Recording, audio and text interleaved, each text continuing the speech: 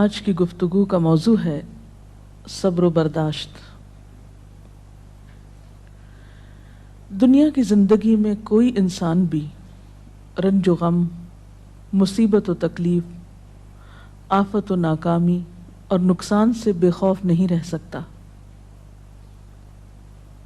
ہر انسان پر کسی نہ کسی وقت ایسی چیز آتی ہی ہے جو اسے ناگوار ہوتی ہے، جو اسے ناپسند ہوتی ہے،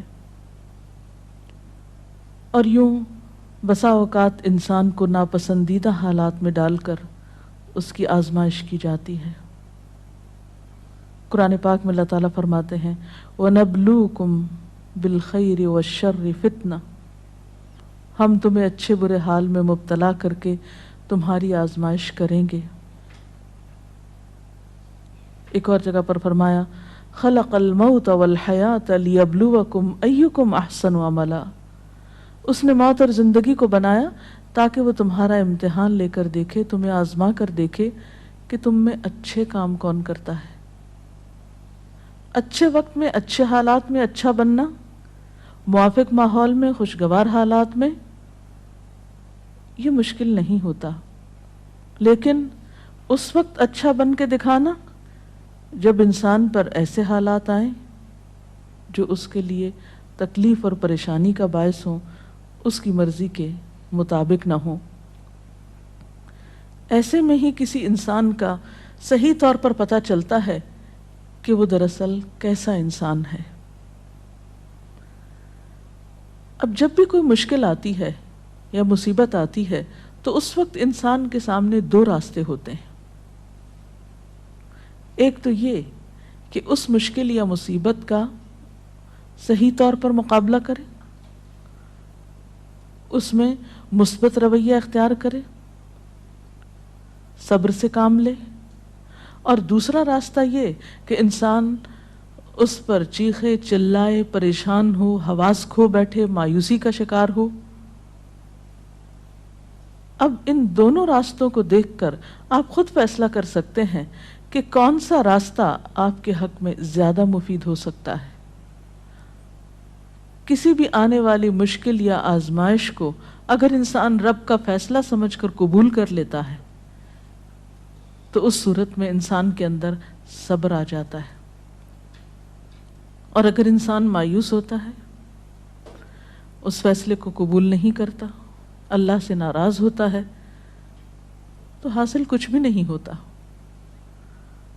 اس اجر کو بھی چھوڑ بیٹھتا ہے جو صبر کی صورت میں اسے اس مصیبت پر مل سکتا تھا، اس سے بھی ہاتھ دھو بیٹھتا ہے، اور دوسری طرف مسئلہ حل بھی نہیں ہوتا۔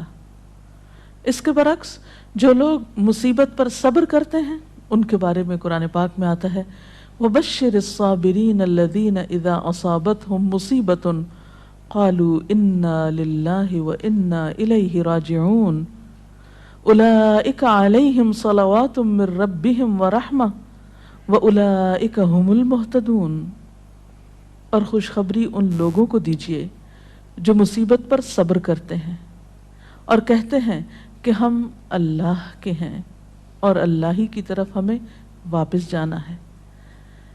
ان لوگوں پر ان کے رب کی طرف سے بڑی عنایات ہوں گی اور اس کی رحمت ہوگی، اور ایسے ہی لوگ راہ ہدایت پر ہوتے ہیں۔ گویا مصیبت کے وقت صبر کرنے والا اللہ تعالیٰ کی خاص رحمت اور عنایت کا مستحق ہو جاتا ہے۔ یہاں ایک سوال یہ پیدا ہوتا ہے کہ اگر انسان اللہ تعالیٰ کا محبوب ہے اور اللہ تعالیٰ اپنے بندوں سے پیار کرتا ہے تو پھر انہیں مشکل میں کیوں ڈالتا ہے، ان کا امتحان کیوں لیتا ہے؟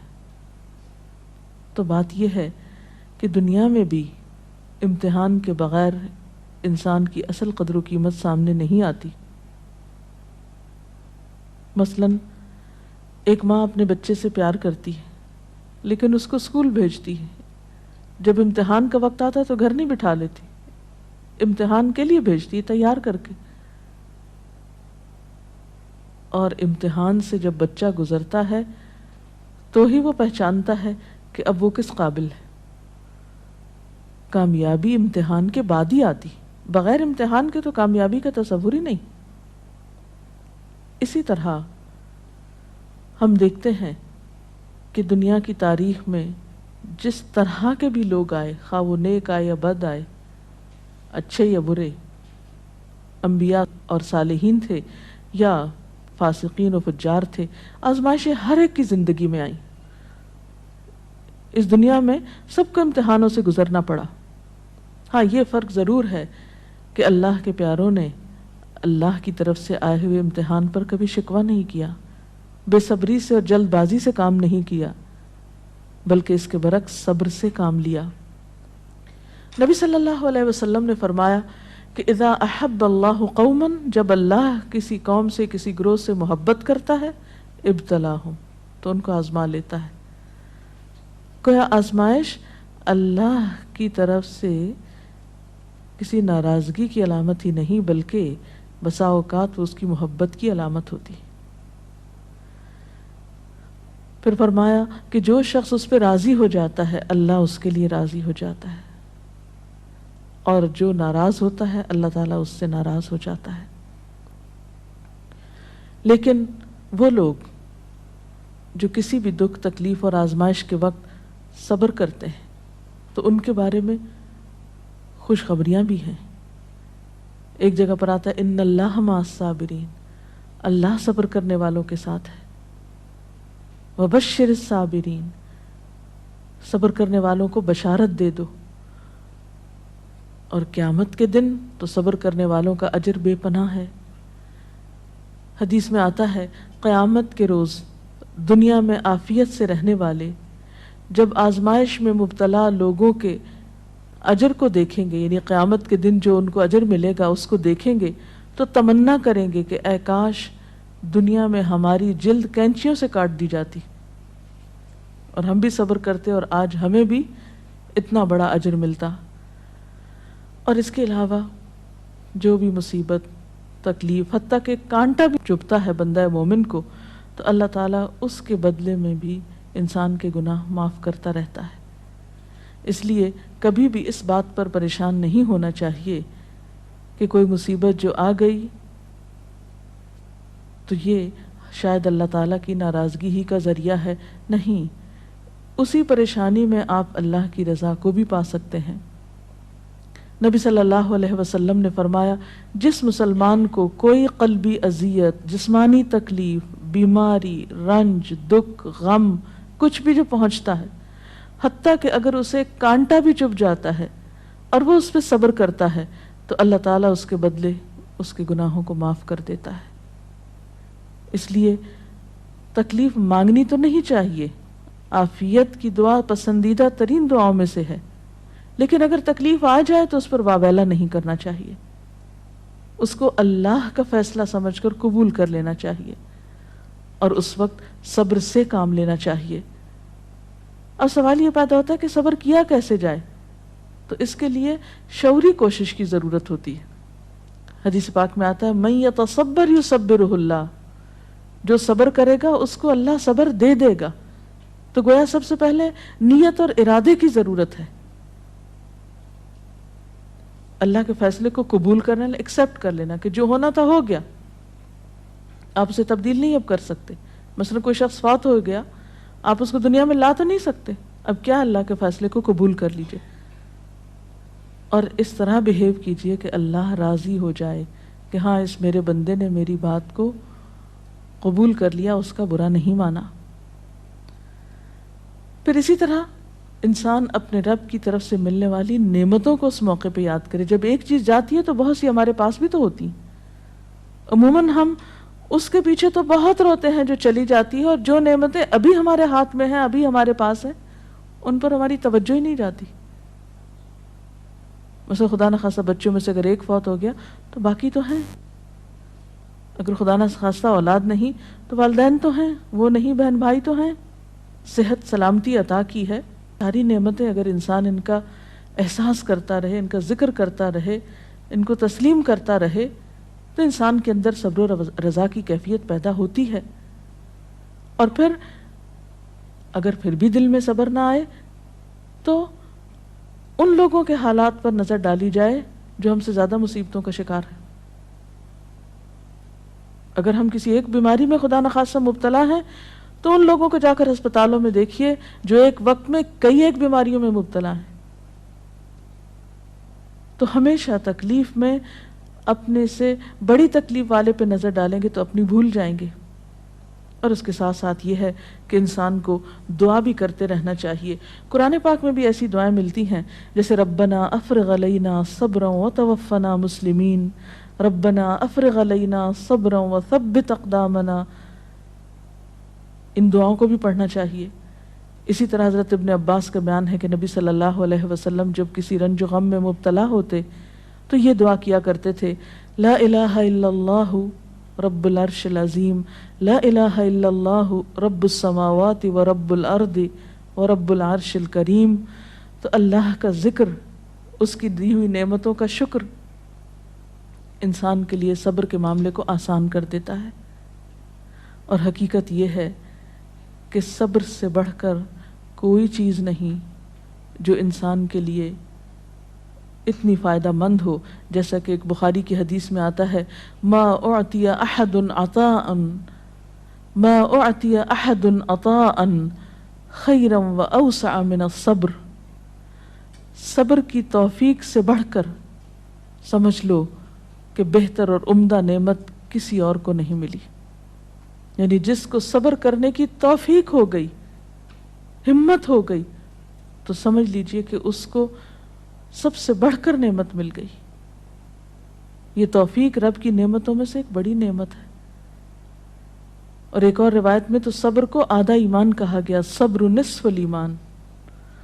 اور مومن کا حال کچھ یوں بتایا گیا، یعنی مومن کی شان آپ صلی اللہ علیہ وسلم نے فرمایا کہ مومن کی شان بھی عجیب ہے، اور یہ شان مومن کے سوا کسی اور کو نصیب نہیں ہوتی. ان اصابتہ سراء شکر فکان خیر لہ وان اصابتہ ضراء صبر فکان خیر لہ. کہ اگر اسے راحت اور خوشی ہوتی ہے تو وہ شکر کرتا ہے، اس طرح اپنی نیکی کو بڑھا لیتا ہے. اور اگر اسے کوئی تکلیف پہنچتی ہے تو صبر کرتا ہے، اور اس سے وہ اپنے درجے بڑھا لیتا ہے. تو گویا صبر ہر حال میں انسان کے لیے فائدہ مند ہے اور انسان کے درجات کو بڑھانے کا ذریعہ ہے. اس کے برعکس بے صبری انسان کے لیے کسی طور پر بھی فائدہ مند نہیں. بے صبری سے کوئی کام نہیں بنتا، بے صبری سے کوئی بھی نتیجہ نہیں نکلتا. آپ تقدیر کے کسی فیصلے کو پلٹا نہیں سکتے. اس لیے صبر کرنا فائدہ مند ہے. اللہ تعالیٰ سے اس کی توفیق مانگنی چاہیے. اللہ تعالیٰ ہم سب کو اپنی عافیت میں رکھے، اور اگر اس کے فیصلے سے کوئی آزمائش زندگی میں آئی ہوئی ہے تو اس پر صبر کے ساتھ اللہ سے رجوع کرنے کی توفیق ملتی رہے. اس سلسلے میں اگر کوئی سوال ہو آپ کے ذہن میں. ایک حالات جو ہمیں بہت ہی کامن نظر آتے ہیں کہ جب کسی کی وفات ہوتی ہے، اور بہت ہی عام دیکھا گیا ہے کہ لوگ بالکل اپنے آپے سے باہر ہو جاتے ہیں. اسے اللہ کی رضا، اللہ کا وقت، جانے والے کا کوئی بالکل انہیں صرف اپنا غم کہ ہم سے یہ چھٹ گیا، اور اتنی استغفر اللہ غلط باتیں کہتے ہیں ان موقعوں پر. اور جب انہیں کوئی سمجھانا چاہے تو وہ اس مینٹل سٹیٹ میں، اس مینٹل فریم آف مائنڈ میں ہوتے نہیں کہ کسی کی بات سننا چاہیں، اور وہ بالکل صبر کا دامن چھوڑے ہوئے ہوتے ہیں. تو اس طریقے سے ان ماحول میں لوگوں کو کیسے ڈیل کیا جائے؟ ایسے سب لوگ اپنے بارے میں سوچیں کہ ان کی اس بے صبری نے ان کو کیا دیا. کیا اللہ کا فیصلہ پلٹ گیا؟ کیا اس بے صبری سے انہیں کوئی اجر ملا؟ کیا ان کی اس بے صبری سے دوسروں کو کوئی راحت ملی؟ جب انسان بے صبری سے کام لیتا ہے تو وہ نہ صرف یہ کہ خود کو پریشان کرتا ہے بلکہ اپنے آس پاس کے لوگوں کے لیے ایک اذیت کا سبب بن جاتا ہے، ان پہ ایک بوجھ بن جاتا ہے. پھر بعض اوقات زبان سے ایسی ناروا باتیں نکالتا ہے کہ اللہ تعالیٰ کو ناراض کر دیتا ہے. حالانکہ دیکھا جائے تو ان ساری چیزوں کے نتیجے میں سوائے خسارے اور ناکامی کے کچھ حاصل نہیں ہوتا. اسی لیے قرآن پاک میں اللہ تعالیٰ فرماتے ہیں وَالْعَصْرِ إِنَّ الْإِنسَانَ لَفِي خُسْرٍ إِلَّا الَّذِينَ آمَنُوا وَعَمِلُوا الصَّالِحَاتِ وَتَوَاصَوْا بِالْحَقِّ وَتَوَاصَوْا بِالصَّبْرِ. قسم ہے زمانے کی، یقیناً انسان نقصان میں ہے، سوائے ان لوگوں کے جو ایمان لائے اور جنہوں نے اچھے کام کیے، ایک دوسرے کو حق کی تلقین کرتے رہے اور ایک دوسرے کو صبر کی تلقین کرتے رہے۔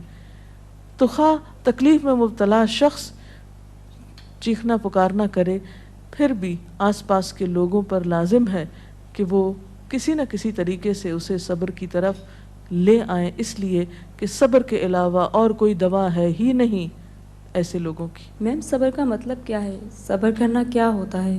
صبر کا معنی ہوتا ہے اپنے آپ کو روک لینا، یعنی نیگیٹو ریئیکشن سے روکنا، منفی رویے سے روکنا، ناپسندیدہ حالات میں ناپسندیدہ طرز عمل سے خود کو روکنا،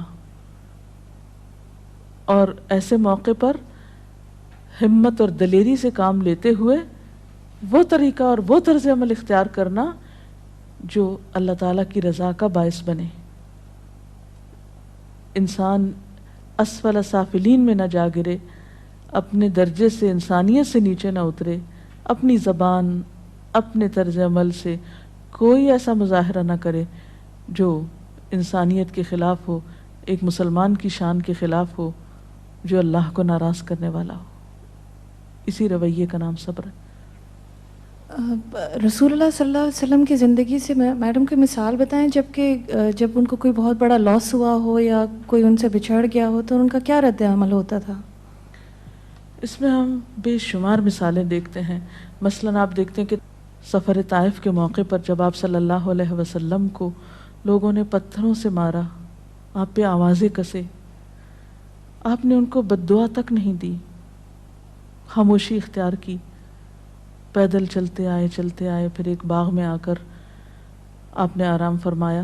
جبریل امین حاضر ہوئے کہ اگر آپ اجازت دیں اور آپ چاہیں تو ان لوگوں کو دو پہاڑوں کے بیچ میں پیس کے رکھ دیا جائے، لیکن آپ نے اس موقع پر بھی کوئی بات ایسی زبان سے نہیں نکالی، بلکہ کیا فرمایا کہ اللہ ان کو ہدایت دے، شاید ان کی نسلوں میں سے کوئی ایسا شخص ہو جو ہدایت پا جائے۔ اور ہم دیکھتے ہیں کہ محمد بن قاسم اسی قبیلے سے تعلق رکھتا تھا جس کی وجہ سے سندھ فتح ہوا اور یہاں اسلام کا دورہ ہوا۔ اثرات کہاں تک پہنچے صبر کے۔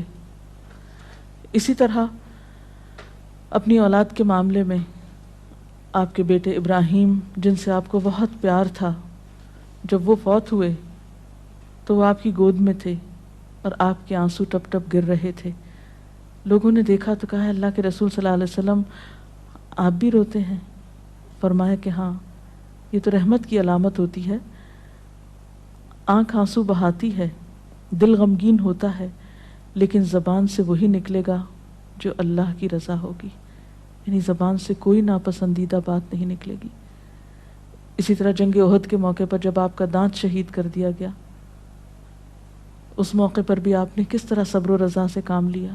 تو گویا خواہ کوئی جسمانی تکلیف ہوئی آپ کو، یا اولاد کی طرف سے تکلیف اور غم پہنچا، یا اللہ کے راستے میں جب کہیں ستائے گئے، تو کسی بھی موقع پر آپ نے کبھی کوئی ایسا طریقہ اختیار نہیں کیا کہ جو اخلاق سے کم ہو۔ اسی لیے آپ کو یہ اعزاز نصیب ہوا کہ انک لعلی خلق عظیم، بے شک آپ اخلاق کی عظمتوں پر فائز ہیں۔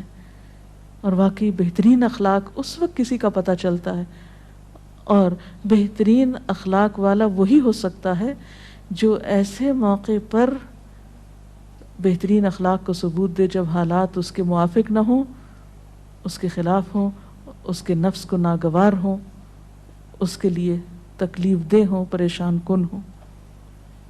جی کوئی اور سوال؟ یہ صبر کے معاملے میں ہم عورتیں جو ہیں عموماً بے صبری کا زیادہ مظاہرہ کرتے ہیں، خاص کر جیسے کہیں اموات ہو جائے یا کچھ ہو جائے، لیکن کچھ ایسی خواتین بھی ہوتی ہیں جو اس وقت بہت زیادہ صبر کرتی ہیں، لیکن پھر وہی ہماری جو ہم عورتیں جو ہیں اس وقت اس کو یہ طعنہ دیتی ہیں بہت سنگ دل ہے، سخت دل ہے، اور وہ الٹا اس کو متاثر ہونے کے بجائے اس کو زیادہ اس کو کرنے کے بجائے اس کو طعنے دے کے معاشرے میں اس کا جینا زیادہ۔ تو اس معاملے میں جو ہے امہات المومنین کی کوئی ایسی مثالیں ہوں جو کہ بھئی اس طرح انہوں نے تکالیف میں صبر کیا، اور ہم عورتوں کا ایسے معاملے میں کیا کردار ہونا چاہیے کہ ایسے جو صبر کرتی ہیں خواتین؟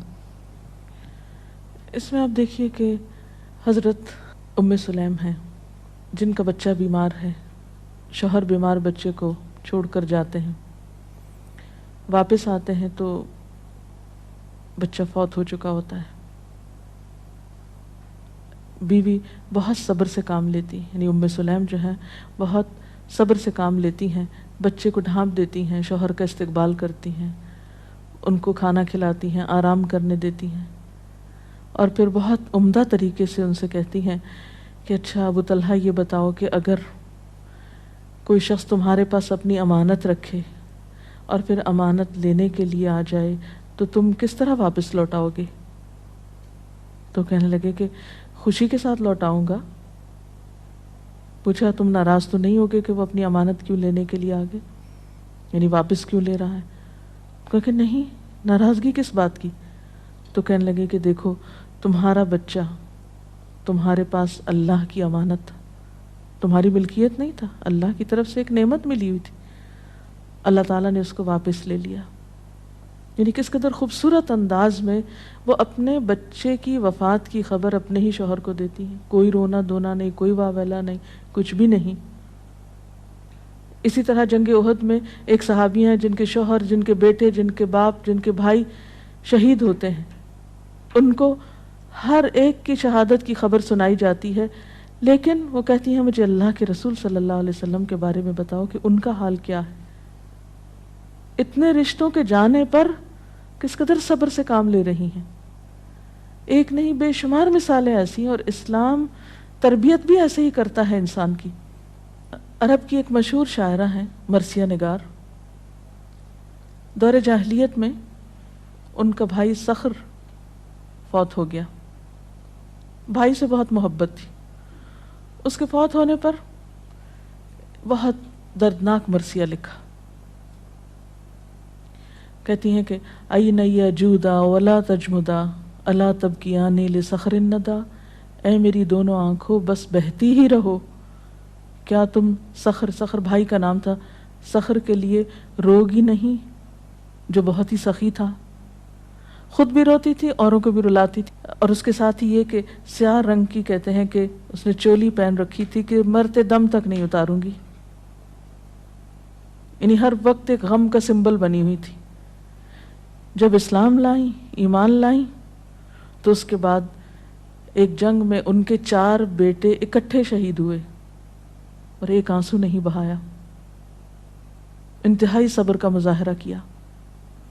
وہ خاتون جو دور جاہلیت میں ایک بھائی کی وفات پر مسلسل روتی تھی، ایمان لانے کے بعد اس پر بھی صبر آ گیا اور اپنے بیٹوں کی شہادت پر اللہ کا شکر ادا کیا. اور صخر کے لیے پھر جب کبھی روتی تھی تو کہتی پہلے تو میں اس کی موت پہ روتی تھی، اب اس بات پہ روتی ہوں کہ وہ حالت کفر میں فوت ہو گیا، اس کی آخرت کا کیا ہوگا. تو جس شخص کو غم آخرت لگ جائے وہ دنیا کے غم بھول جایا کرتا ہے. اور یہ ایمان ہی ہے سچا ایمان جو انسانوں کو اندر باہر سے بدلتا ہے. اللہ تعالی ہمیں بھی بہترین مومن بنائے. اس کے ساتھ ہی آج کا پروگرام ختم ہوتا ہے. اجازت چاہتے ہیں. السلام علیکم ورحمۃ اللہ وبرکاتہ.